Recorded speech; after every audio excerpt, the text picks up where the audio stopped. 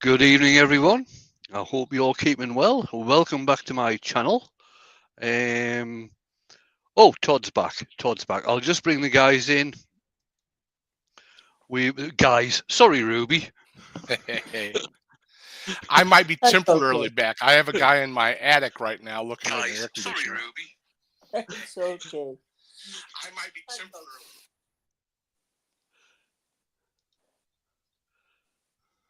All right, there. Right. Okay, I'll just bring the YouTube chat back up so I can see what's going on there while I'm turning. Stick you guys back in the background. And what are we going to do tonight? Well, tonight I have got a piece of Spalted Beech. Oh, change camera. Right, and this is a crotch piece. I've got one, two, three branches grown out of this and the main stem. It's around about 9 by 9, near enough, except we've got this extra piece here. And as you can see, it's way out of balance. I haven't decided what shape I'm going to do yet. I'm just going to start cutting into it. First thing I'm going to obviously try and get is the mortise in the bottom, and then we'll sort of go from there. I'll bring the YouTube chat keeps on buggering off every time I change cameras and do something. Close that. Right. Okay. Right. So I'm going to start turning. I'm starting off at just over 500 revs. I'm not getting a lot of vibration at that speed. So I'm just going to get the bottom flattened off and start playing with things. Make sure everything's tight and not hitting. And here we go. And I will leave it up to either Todd or Ruby to start letting me know who's in. I'll read through them if Ruby will correct me where I miss people. Well, that's a deal. All Yeah, right, so we have go Jeff back. Christie in. Ruby's here. Of course, Wayne was the first one up there in the chat. Paul Hunter, Terry Cox says hello from Indiana. Let's see. Wurtzel the Woodbusher, that's Alex saying good evening. Brian at Heartwood Turning. Scrolling. Let's see. Dale at Old Man River. Did you get Graham Taylor How did I miss him? and Paulin Woodwork?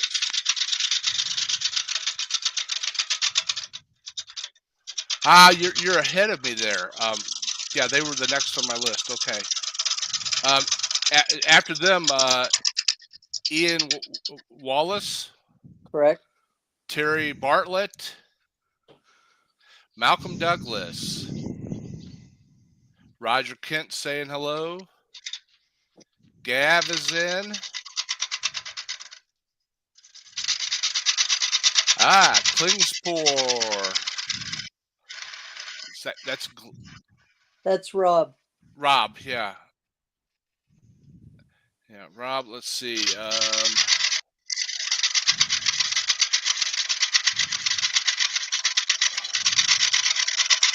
MB Wood Turning is there. Did you get Terry Cox? I think I did previously. Yeah, he said hello up top. Okay. I think so. Boy, it just moved on me. So let's see. I see Haley and Lucy and Scott Hampton from Hampton Wood Turnings. Pete from Twisted Trees and Al Dawson.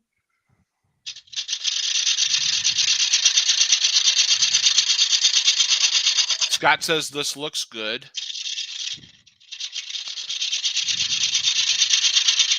Trying to figure out, yeah, okay. Trying to figure out how far this thing scrolled on me when it scrolled.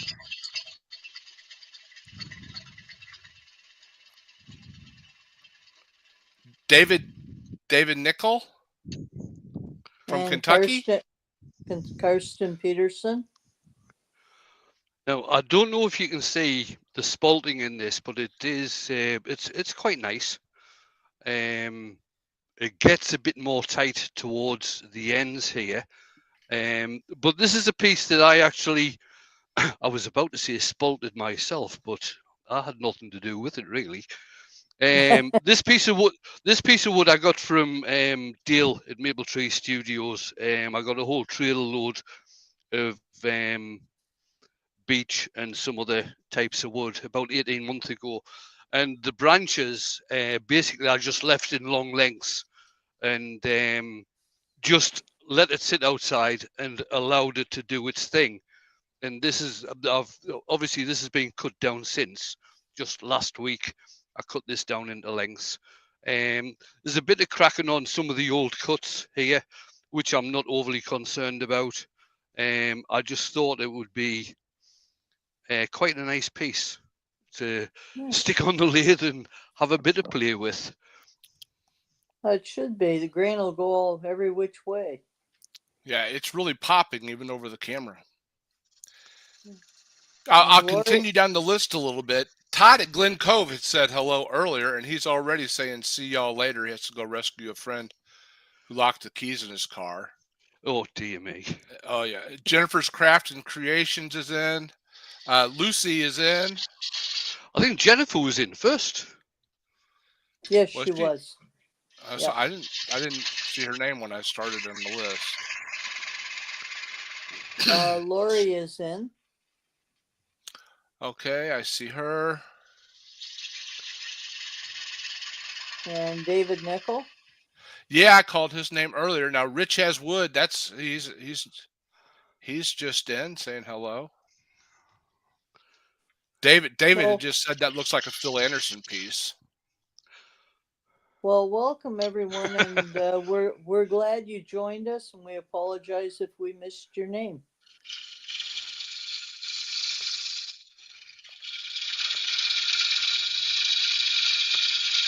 And for those who have just joined us, this is a piece of Spalted Beech that Wayne has on the lathe.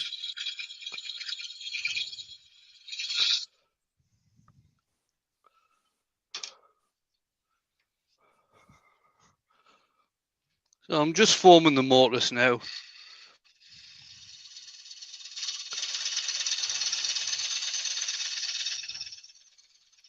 Is that a skew in your hand there? It is, yeah. I do have a couple of tools that I made up a hell of a lot of years ago for doing mortises. I don't know why I don't use them. Probably because I can't find them.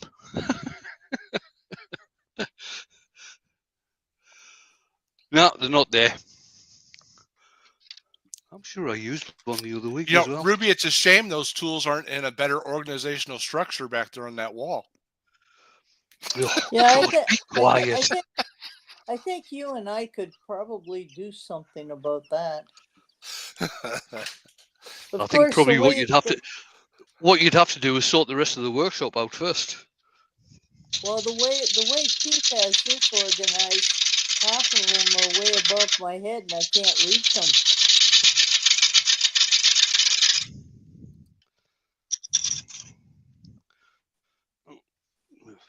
I don't mean that's better.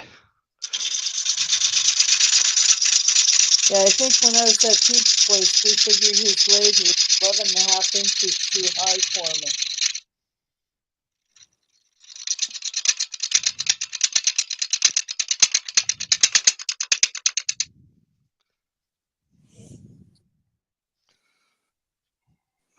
Now, for roughing something out like that, that's when I find I like to use the Easywood roughing gouge. No, I see. I only tend to use carbides for hollowing. Whenever I'm doing anything like this, I always come back to my trusty bull gouges.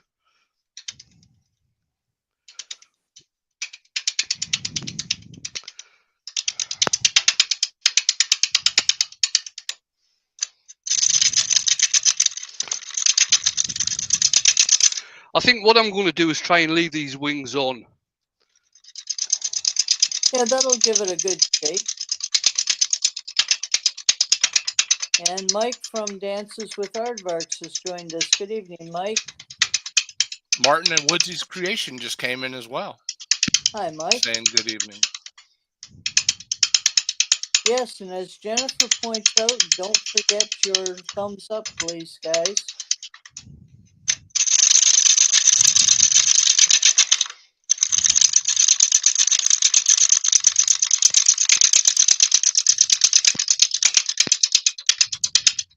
And Al is suggesting, Wayne, how about if you do a bowl on a platter?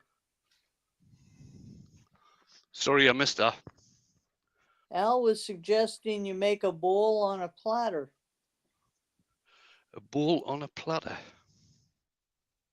I think you've already gone too far for that. Right. One of the things I did actually when I was out here earlier on, getting this piece sorted out, I was going to do a piece that I've done a few of them over the years where the bowl actually comes around at the bottom. Then I Okay. leave the wings on, and then clearing out from the top, I go down and I actually finish off the curve of the bowl Right. at the top of the wings, and then hollow the inside out, so it ends up more like a hollow form. But I actually thought with this, thinking about it with this, seeing as how I have got these crotch pieces here, like I said to Ruby and Todd before we start, I'm hoping that as well as the spalting, once we get onto the inside, as well as the spalting, there's going to be some feathering in there with the crotch pieces. That's what I'm really hoping for. But we will see. And Right, Glenn has joined us. Welcome, Glenn. Evening, Glenn. Just going to see where I'm starting from there, which is about there. As you can see, I am cutting a lot of air here, so it's basically taking it nice and steady.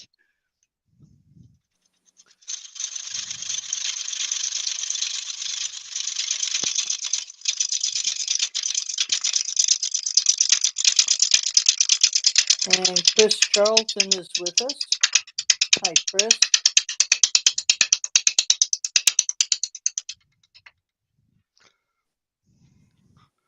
See how Mike says, Wayne, you needed a good haircut. my mic keeps on switching off for some reason. Let's see if we can get the speed up a little bit. I'll probably not be able to take it up very much at the moment. Richard Haswood says, I used the lathe for the first time yesterday. Got a mini win on Facebook Marketplace. Well, welcome to the obsession here. I wouldn't suggest you try this as a first bowl, though.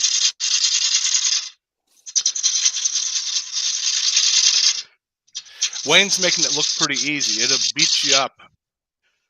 There's no doubt about that.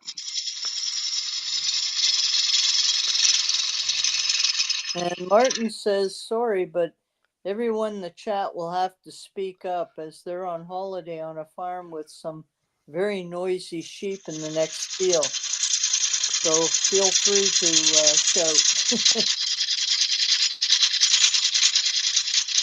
Yeah, you have to be pretty loud for me because I'm down under and got a long ways to go to get to the other side of the world.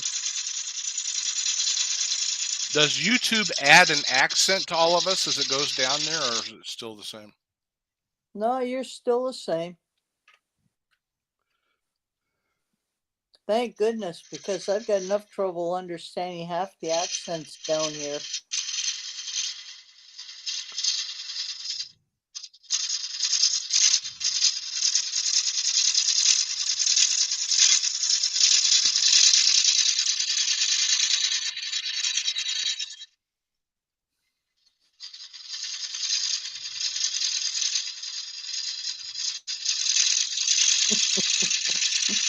Lucy suggests that Martin just shout mid sauce at the sheep and that will shut them up.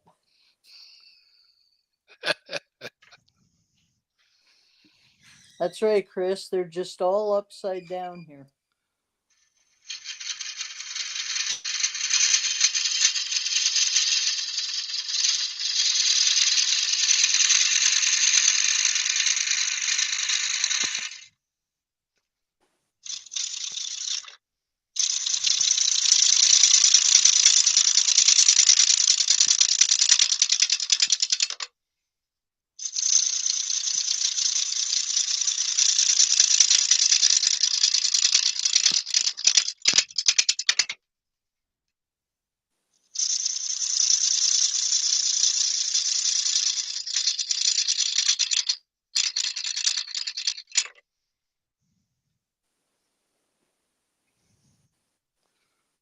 It's come along quite nice. It's got a beautiful grain in it. It has, hasn't it? Just make sure nothing's touching there. Come back in so I can start taking more out of that wing. Round about there. And Martin Ellis come in and says he can only spend a few minutes and then he has to head off for an appointment. But it's good to see this live stream again. Thank you. Yeah, we're glad you're back, Wayne.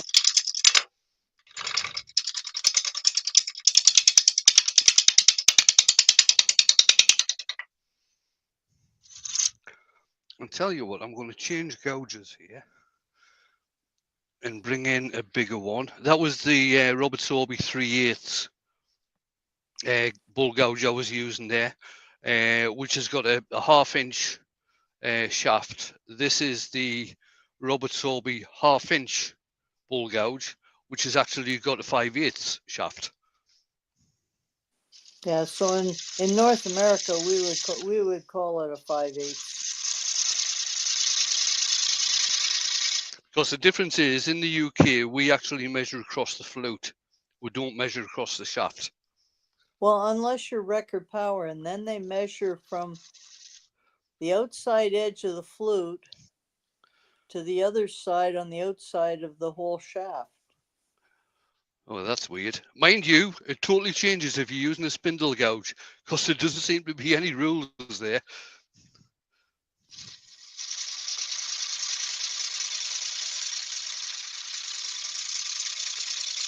And Chris says he missed the first 10 minutes and he's just glad you hadn't finished by the time he got here. Well, we had to slow him down a bit, Chris.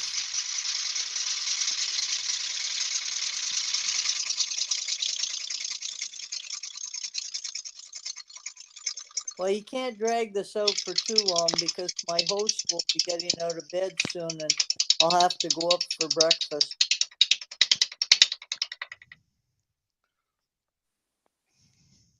Oh, that's great, Wayne. Yeah, it's going pretty much to plan at the moment. I just want to bring this bottom part just around a little bit more. And get rid of that bark.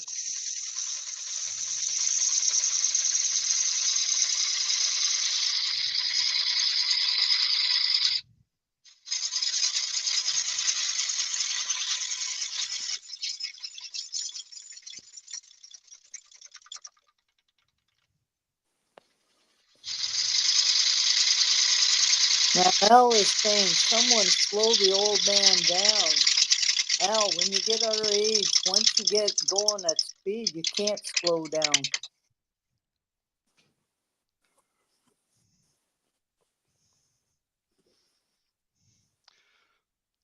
Right, I'm just going to take just a little bit more off this top wing.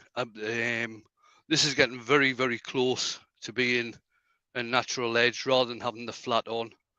I'm not really bothered about leaving the flats on. I think that's the whole purpose of having a wing bowl sometimes. Mm-hmm. Oh, the wings make it nice and easy for picking the bowls up.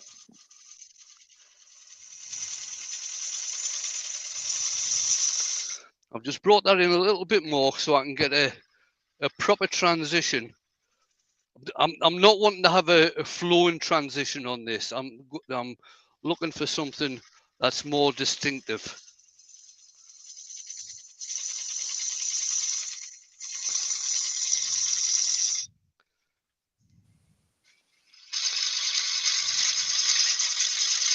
And Martin at Woody's Creations has joined us.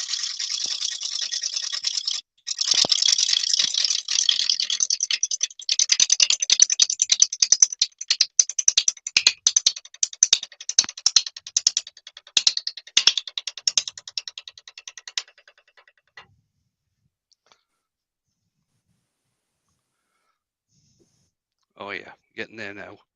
I think just one more cut on this.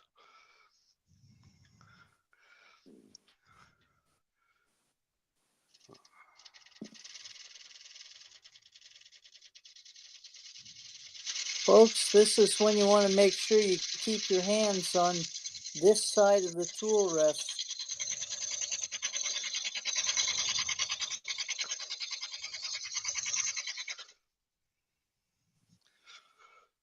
Right, oh, that's got the small bead on. Damn.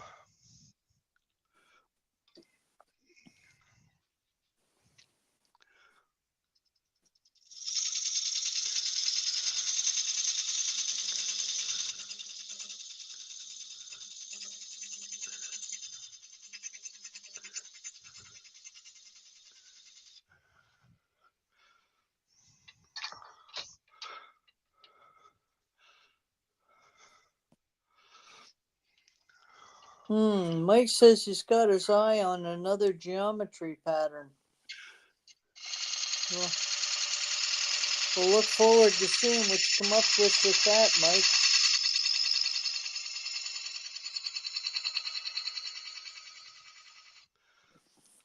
Now this is a very, very old spindle tool, which I haven't cleaned up yet after it got rusted. But I was just putting a finishing cut in where that bead is. I use that tool primarily as a detailing gouge. That's looking not too bad at all. I'll go back to the beading tool just to get rid of some of the small bits that were left there. And I'm using the Easy Wood Tools beading tool here, which is a negative rake beading tool. And it works absolutely brilliantly on side grain as well as end grain.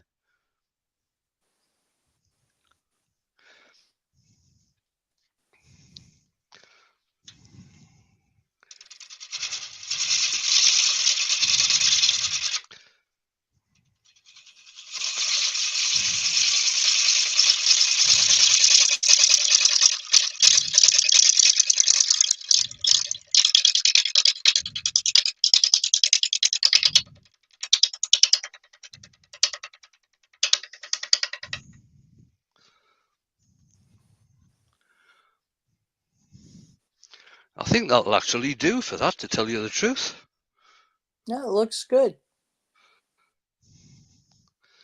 Right, give it a bit of sanding.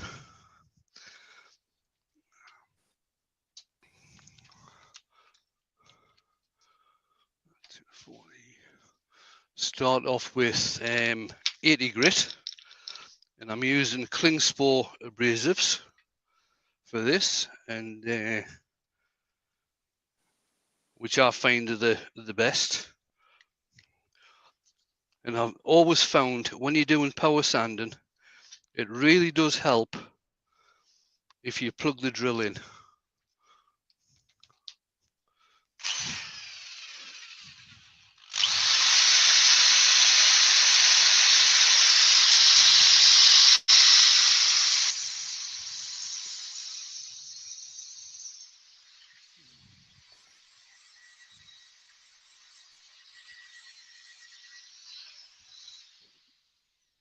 And also,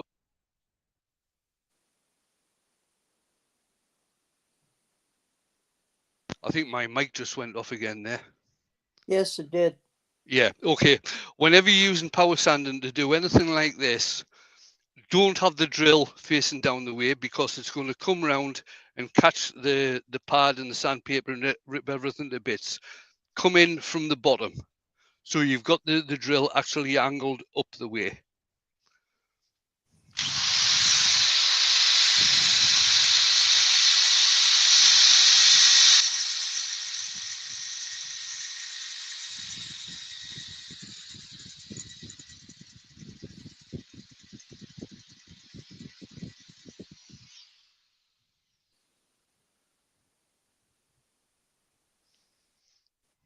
A little bit on the edge here.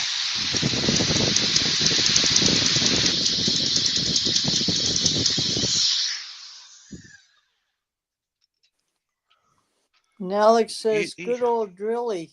He thought you were going to retire, but the poor thing got recalled.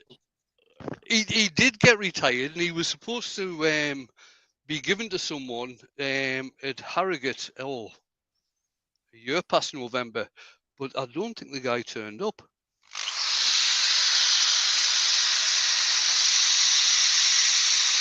Well, you could have just left it with me at Harrogate.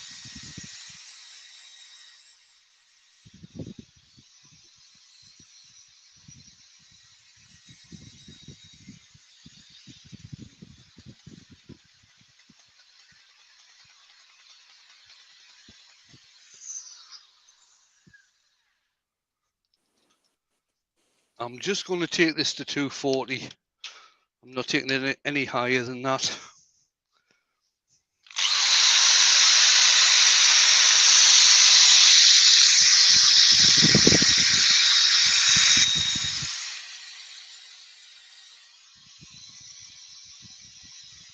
And Mark L needs to head out. We'll see you next week, Mark.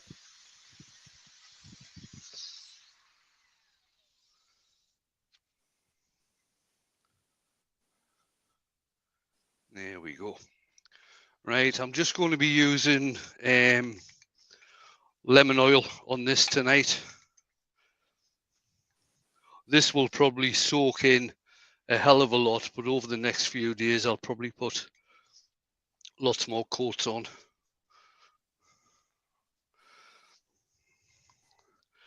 Because I don't fancy waxing this and having to rub the wax in, especially with those wings. Now, Mike is saying that if you turn that at 8,888.88 RPM, the VB will send you back in time. I probably, to tell you the truth, with the VB, if I was doing this on the VB, I could probably have the revs at around about 2,500, 3,000 revs, and it wouldn't budge an inch. Now, Paul, I do have a 110 electric at home, but I also have a 220.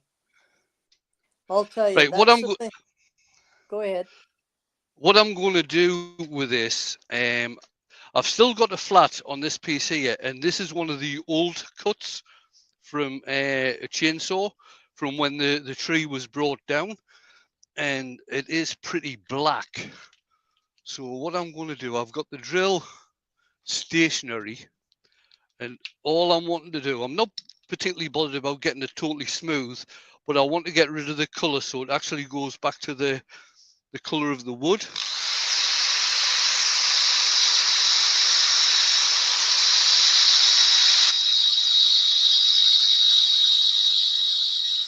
And Jennifer says Mark is in the background, says hello to everyone. He can't come into the chat because he's busy trying to identify a vintage British watchmaker's lathe that he has just had given to him. Very nice, Mark. Check with some of the guys in the Society of Ornamental Turners. They might be able to help him out with that.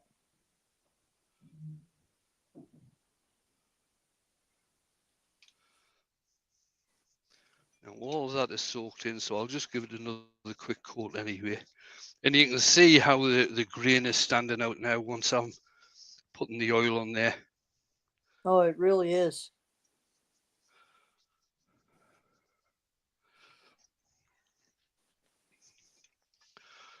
Just a quick rub over while it's stationary with a piece of kitchen roll. And that's going to be that for the bottom. How are we doing on time? Oh, bloody hell. Not too bad. Only 30 minutes. I thought it'd take longer than this.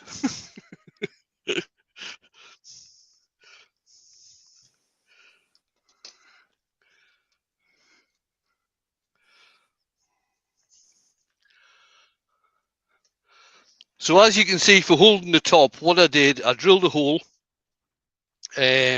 the size of the chuck, and I actually cleaned off using a grinder and a wood carver just to get everything down fairly level so the chuck actually sat nice and straight.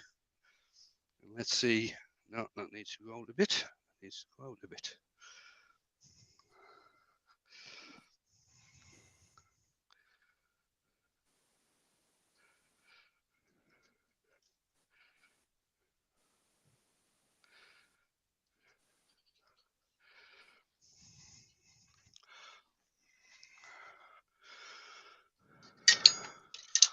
Lucy is saying, Wayne, you can always turn at warp speed.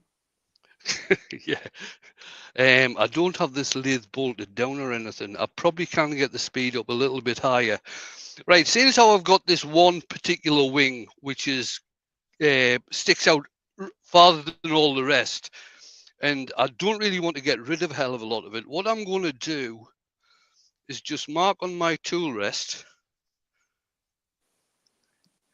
where Where the wing actually starts. That way I know where I'm going to begin my cuts, because I am going to be going in towards the center with this now, and we'll see how things go. Let's see what the speed's going to be like. Now, If I Chris take it just up. said 30 minutes to cut the base. Did you show cutting the tree down first? Well, yes, he did, Chris. You mustn't have been here when he was doing that. Right, I'm starting to get a bit of vibration now. I'll just turn it back a bit. We're now at just over 700. So I'll start clearing it out. I'm not going to move the tool rest at the moment. I'll start clearing it out until I get to this part where I've actually marked where the wing is. Yeah, whatever you do, folks, especially if you're turning a piece like this, do not move the tool rest when the lathe is on. And Michael Wilson has just joined us. Hi, Mike.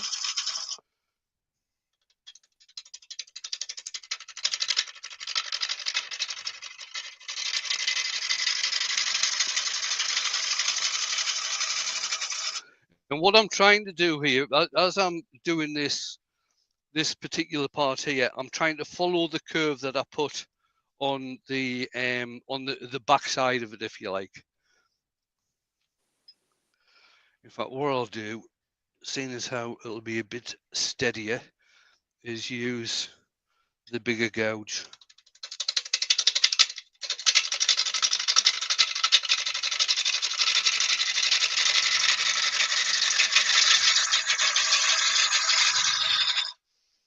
And Jim Spalding has just joined us. Hi, Jim. Hi, Jim. And Karsten says it's already looking good.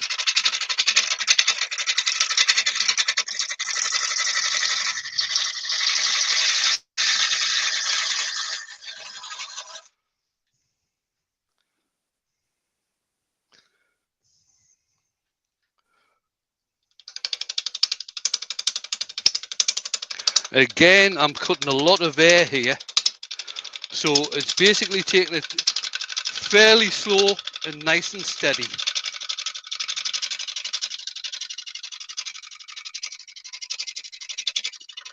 Now, Michael's asking if you or any of us have used the Charnwood sharpening system, and if so, is it any good?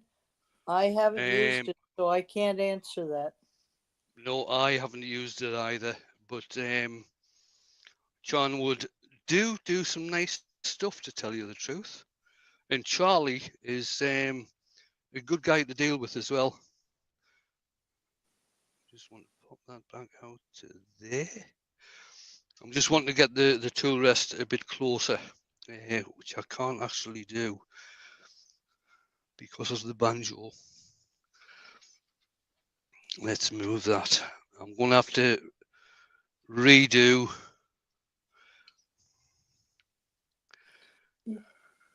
Yeah, I have the Wolverine system, and for me, it was the most practical and inexpensive system for sharpening, and it's worked well now for about 20 years.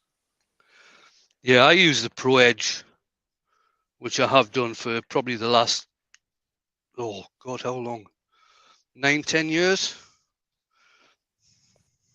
Now, Chris Charlton is saying, without wanting to sound pretentious, he just wants to say how fantastic it is to have you back, Wayne. Thank you very much. Very much appreciated.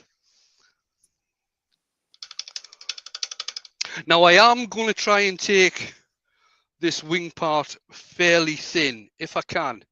We'll see how it holds together. Like I say, there has been some cracks in some of the crotch pieces, but I want to try and get it fairly thin if I can. We will see.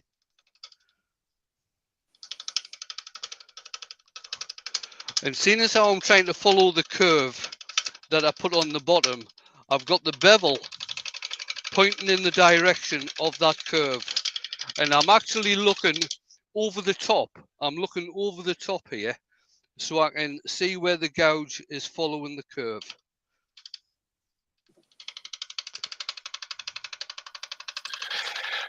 I had to step away for a little bit, and I'm back, and you're already halfway through the inside of this thing. Well, that's where it's handy to be tall like Wayne is, so you can see over the top. People like Lucy and I don't quite see that way.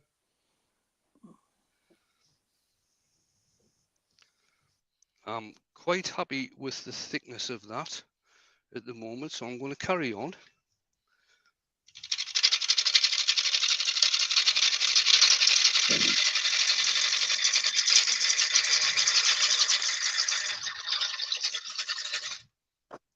And Paul says he can't get to grips with a CBN wheel system, and I'll be honest with you, I'm not super sold on them myself.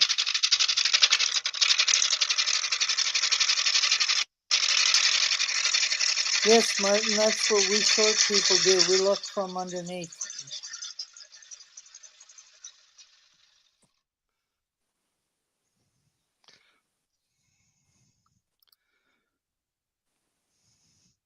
You know, I could still do this. No, I haven't got the bottom curve lined up with the top curve. I've taken too much out of this now. So no, I'll just carry on with it being a bowl.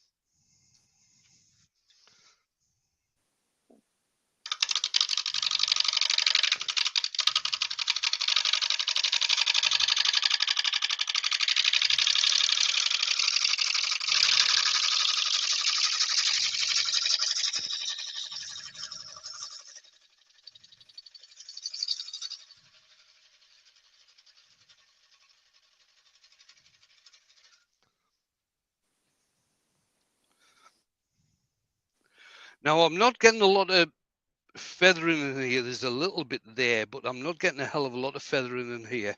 Do you think I should change my mind? And I know this is a big hole for a hollow form, but I think I should change my mind and do a hollow instead of just cleaning it all out as a bowl. You could go either way. I think personally I'd prefer if you went more as a bowl. Okay, I'll do that. Well, it'd be more practical for use.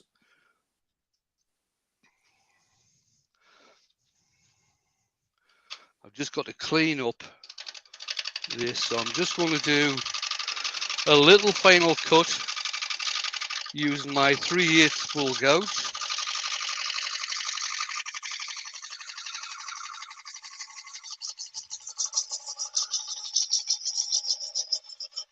Just to there, and now I can start getting rid of a lot of this.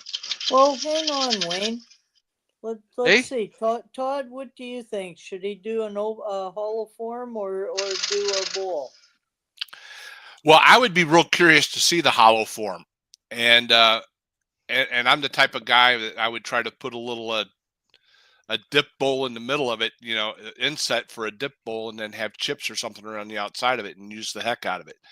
Now, there's a good idea.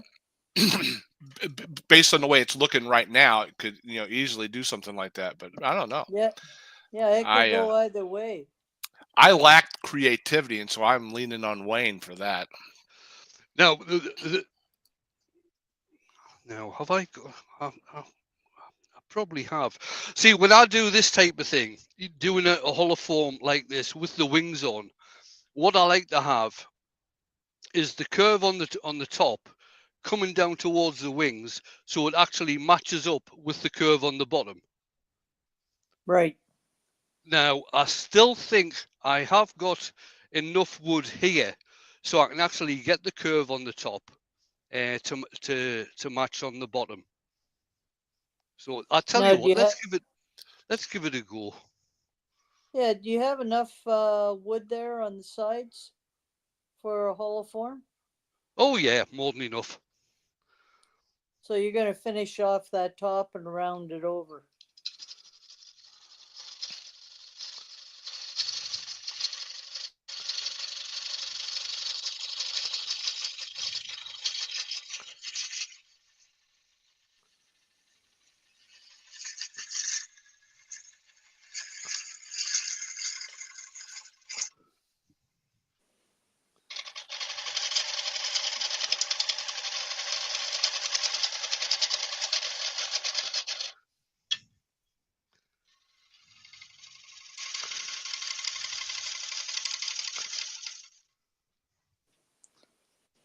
And this is, I think, an example right here of how a lot of the creativity from woodturners comes into being.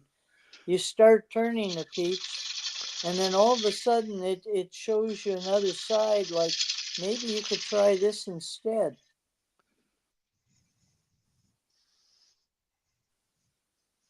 That's actually matching up not too bad, to tell you the truth, that curve. So what I'm going to do now is just initially start taking out some of this center section.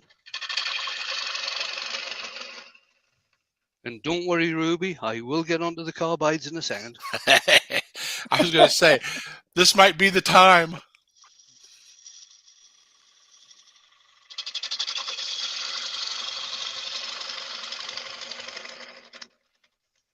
Well, Mike was just saying he noticed a really nice old treadle lathe on Facebook. It's a good job he's not buying any more lathes. The only time that I have actually used a treadle lathe was when I was doing my nurse training, when I was trained to be a nurse, and we spent some time in the occupational therapy department, and they had a treadle lathe in there, which was actually designed and built specifically for occupational therapy. Yeah, I got to use one when I was in France, and it was really neat. But I'm not buying any more lathes either. I've got 7 in the basement now, and that's quite enough. I just want to bring this tool rest up a bit and get it further in. I'm not overly concerned about the this wing now, because I'm more concerned about the center. Needs to come up a little bit more.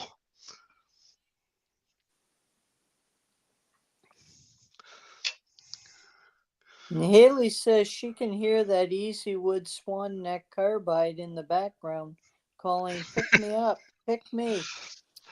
Well, tell you the truth, Haley, I might use it, but with this type of hollow form, I should be able to get all the way around here. I know my hand's in the way there, but I should be able to get all the way around here using the number 1 hollower. That's just about dead on center there.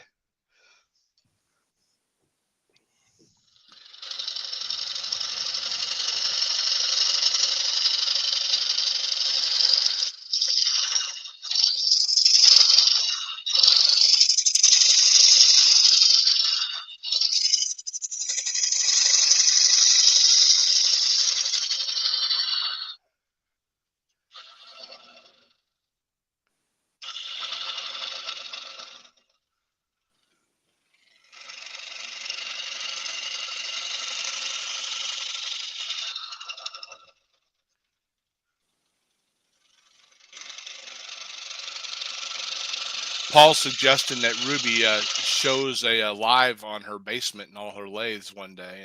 And Haley is saying, Pete says that you have to use as many tools as possible. All right, okay. Okay. So break out that number 2 hollower. Yeah, if I did that, Paul, I'd have to clean the basement, and I'm too busy. I've got to make plans to go over and clean Pete's shop. Notice Wayne had to move that tool rest back an inch Yeah, or two. right. Yeah. I've Right. moved the tool rest back is because when you're using I'll switch this off. When you're using a swan neck, the cutter is actually in line with the shaft, and the swan part of it is just to get under the collar or under around the shoulder here, around the neck and the shoulder of the piece. Now, if you have the swan on the tool rest, so if you have the tool rest right up close and you've got the swan on, you've got a good chance of it twisting. Whereas if it's on the straight bar, and this is another thing that I like about the easy wood tools, is that especially on the big ones, these bars are well wide, so there's a hell of a lot less chance of them twisting. And on the top of the new ones, they have a mark that tells you where the tool rest should go. Yeah, Oh, it's on the side. Yeah. and there it is. Oh, that way. Yeah, that's a good feature on that tool.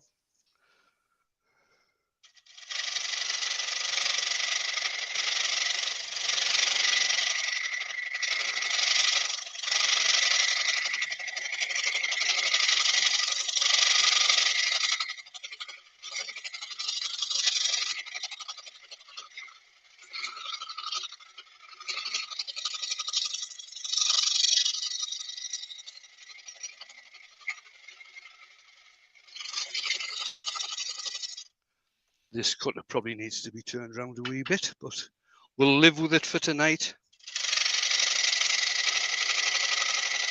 You know, that was an interesting thing I found when I came over here to New Zealand. None of the homes here have basements. Yeah, we don't have them here in Dallas either. I thought you were going to say, Ruby, that interesting thing you found when you went down under is that when your carbide is wearing out, you rotate it the opposite way. Oh yes, you do. You do that. As a matter of fact, Todd.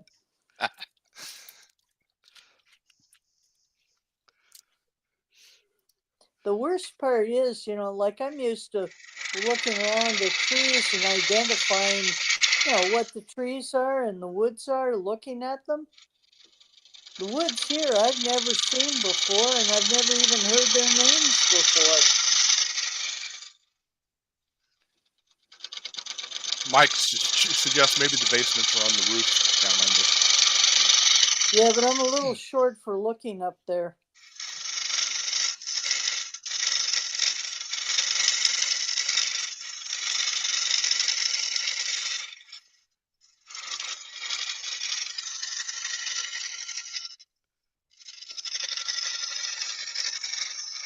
Now, Wayne, you are going to check for depth and wall thickness at some point, I hope.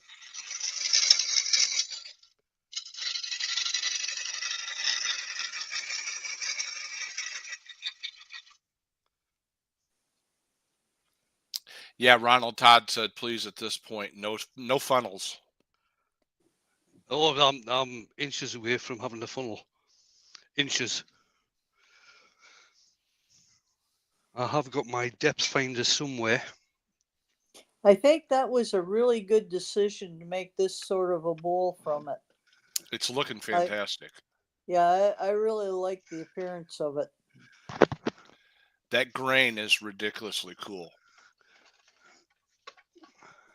And Martin And I think, says I should know that Wayne uses the force. That's true, Martin. But you know, it's a prerogative of old ladies to worry about stuff like that.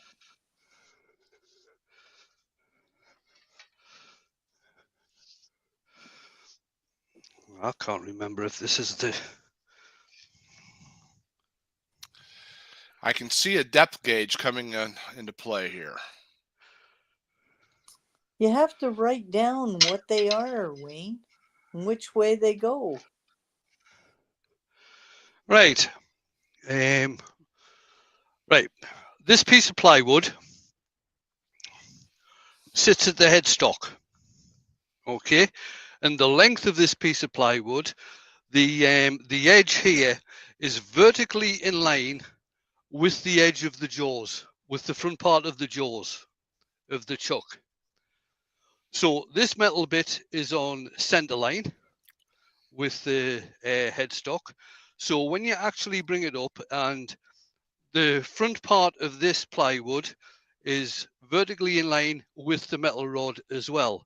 So when you actually bring it up and put it to the bottom of the piece, the gap between the two pieces of plywood at the bottom here is how much depth you've actually got left. And I've got, since you did a mortise, that's going to be thinner than just outside of that. Correct. Yeah, this gap here, how much I've got left here, which is just under 3/4 of an inch, which means I've got 3/4 of an inch to get to the bottom of the mortise. So I've got a fair amount of wood still left here. Well, guess who's decided to grace our presence here? Hey, Jamie, how are you? Jamie Page says, "Dang it, sorry, Wayne, completely forgot about tonight. Had so much going on." No problems, mate. No problems. Better late than never. You've come in just when I've started using Easy Wood tools anyway. We had to work hard at getting them to use them.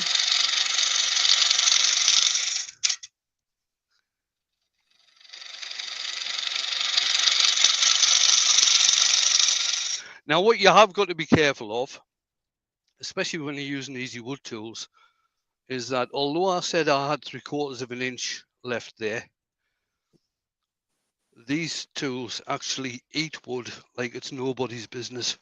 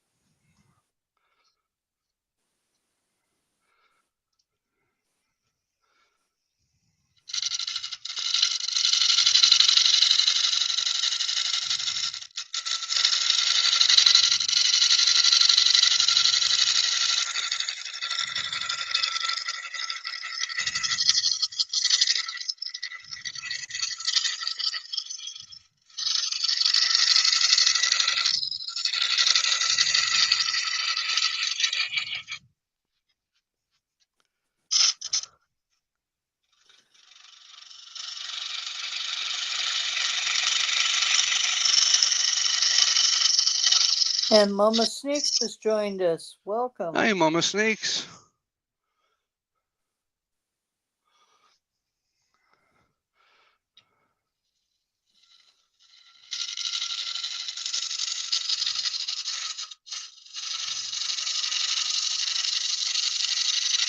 And it's lovely weather down here, down under. For them, it's a cold winter's day, and for us, it would be just a lovely spring morning. I've still got a fair bit to take out of the edge there.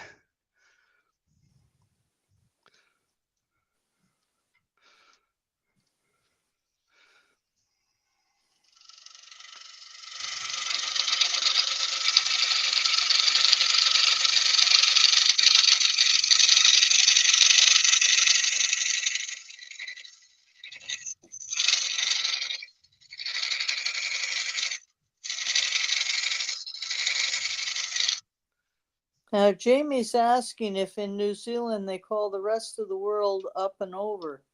You know, Jamie, when Wayne's done and I go up for breakfast, I'll have to ask him that question.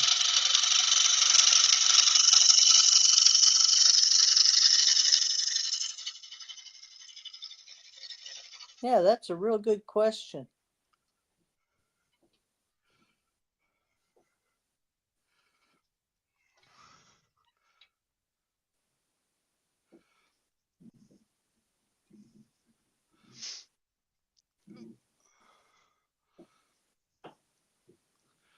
Just got a bit of a nubbity nub on the bottom, which I'll try and get rid of.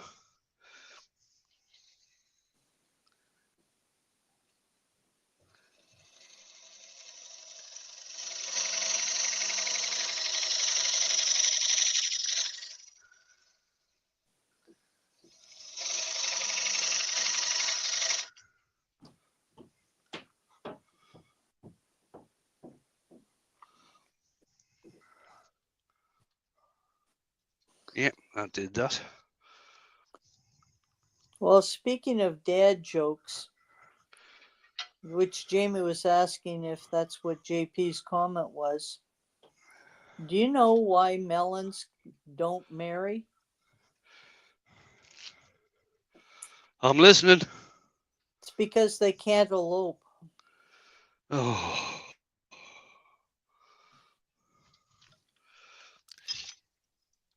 There you go. That's my one for today. good. She's here. She's here all hour, folks. I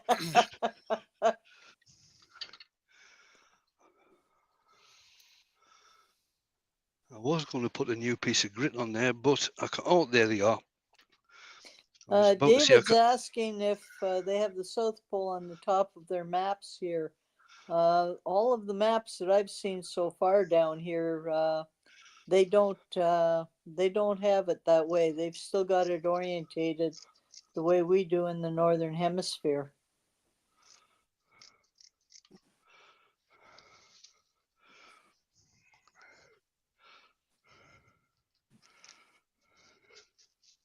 Of course, you have to remember most of the settlers that came into New Zealand, they and their ancestors all originated from the Northern Hemisphere.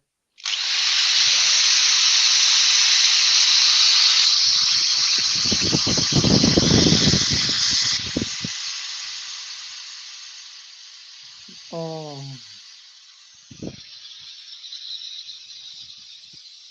that's a good one, Chris.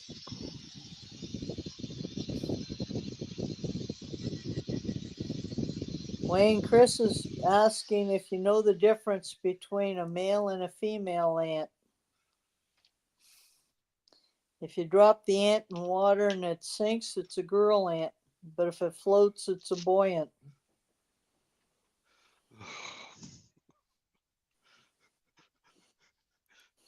Isn't that a nice start to your evening, Wayne? Karsten said, and so it begins after. And I thought, well, Zed, the zombie wood turner, doesn't appear to be in this chat. So, Well, it's his loss. He's missing out.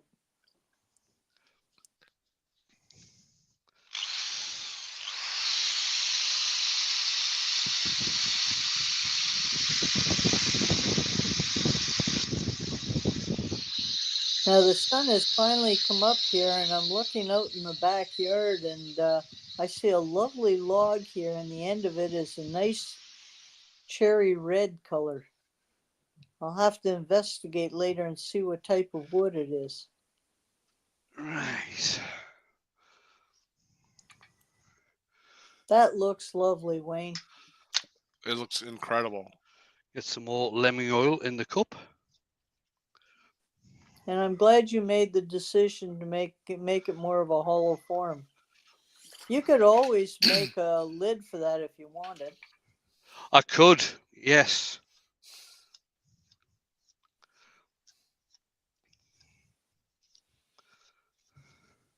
Are you Right, flicking here that we go. stuff out of the bowl and into your cup? Oh, yes. Obviously, because I forgot the cup was there. This is my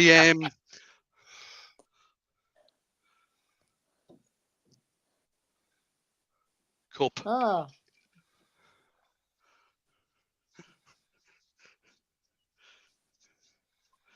I have some nice friends that send me these types of things.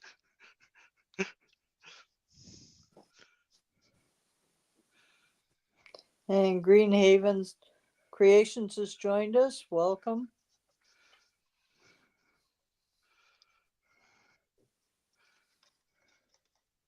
And so is Steve Madden. Hi, Steve. Hiya, Stephen. Lawrence Aldridge also joined. Hi, Larry Larry. as well. Larry. Evening, Larry. You've missed all the fun from where he started.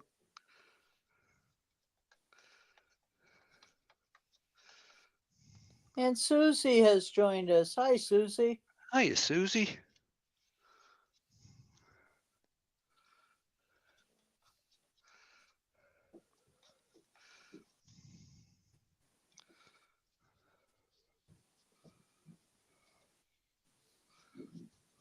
How we doing on time? It's an hour and 2 minutes and 10 seconds. Excellent. Right. Take this off.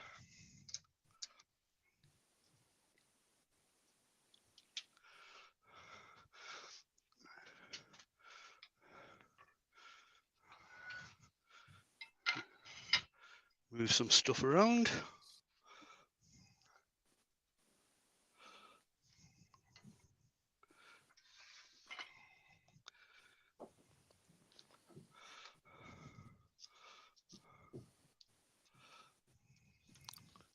I'm just clearing all the shavings off my mouse pad and keyboard. Change camera. And there we have it. I don't know. You might be able to see it better. You matched that Wrongly. shape great. Yeah, Yep, that came that's out what I really was good. hoping for. Hey. I really like that, So- Wayne. You did a great job. Yeah, the curve on the top is just about matching the curve on the bottom. So that's it. Hollowed out. It's not too thin. There's still a bit of weight in the bottom. I could have gone getting a fair bit more out of that, but it's just a demo piece. And that's the spalting, both on the top and on the bottom. Karsten says gorgeous, Wayne, and the bowl looks Thank nice you. too.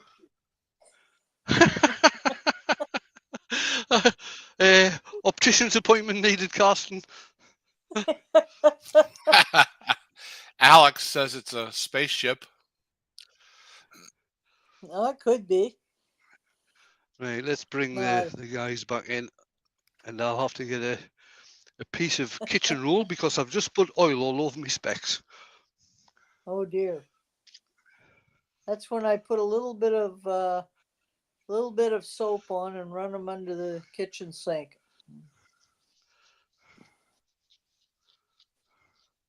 Well, you're getting a lot of very nice compliments coming in, Wayne. Thank you, guys. Very much appreciated. Yeah, I think that was a really good demo. I don't think I would refer to that as just a demo bowl. It's gorgeous. And I spoke through it as well. Did you notice that? Yes, I did, and I thought that was really good. And none of it went flying. No, usually I just get on there and start turning and just let people get on with the chat. But I did talk tonight, which is very unlike me. I thought that was excellent, especially since we have a lot of new turners that have come in tonight. And I think with your explanation, they've picked up a lot of techniques from the turner's point of view. Thinking about it, what I should have, mind you, I still can't mount this back on. I should have actually matched the bead that I put on the bottom. Yeah, I should have matched that on the top as well. But I have got enough. I've got more than enough wood in there so I can actually do that. So I'll probably end up doing that at some point. Should I do it now? No. Nope. Okay. Ruby's ready for our breakfast.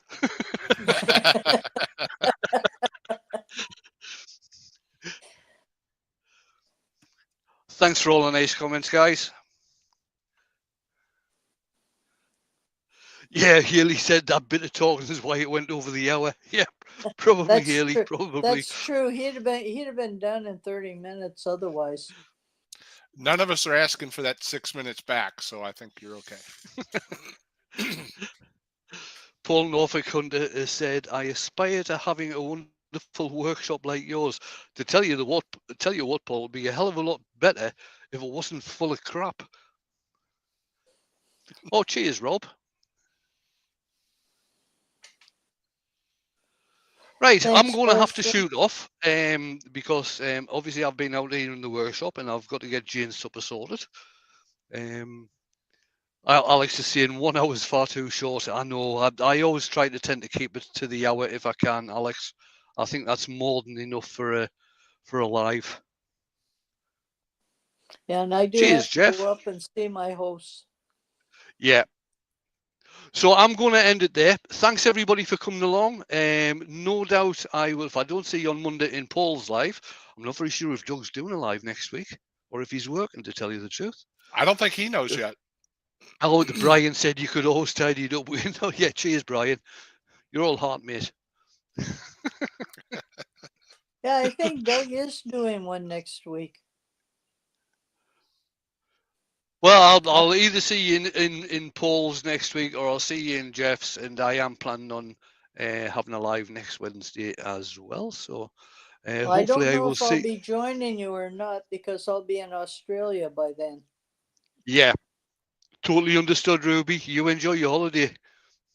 Yeah. Thank you. And I will hope say you good will. night to everyone. And I am just about to hit the Oops. button. The Good button night. has been